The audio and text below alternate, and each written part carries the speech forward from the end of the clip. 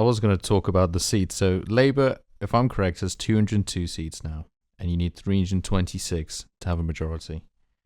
Sir Tony Blair in 1997, he won 146 seats, and I think Keir would need to win 120, 130 odd seats.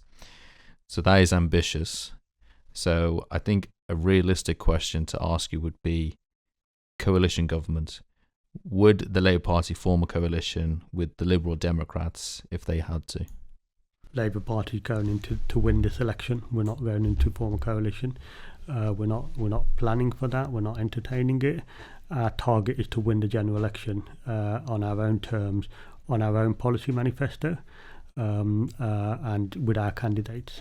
I think, one thing I'm sure about is that there is a growing wind out there. People want change, and they want change, not just some of the things which the Tories over the last few years have got up to, some of the sleaze, some of the the Partygate, all those kind of things, but also they want a kind of politics where people actually grapple with some of the difficult decisions. There's integrity behind it, but people grapple with the difficult things that need to be done, and are able to make those decisions and deliver that.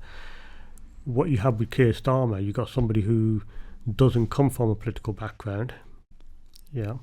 He's actually run. He's actually had a real job outside of politics and run the CPS. He brings a level of integrity which we haven't seen, certainly with this Tory party at all. His commitment to step down at the time of COVID when that inquiry was launched into that meeting, and he said, "Look, if I'm charged, I will step down." And you wouldn't get any Tories saying that, and so that level of integrity is really important.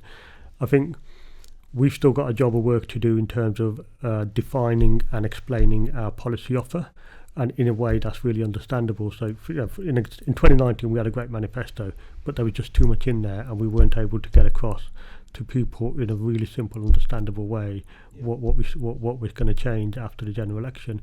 And you talk about 1997, we had a pledge card with 5 pledges, and it's simple. Everybody knew what they were.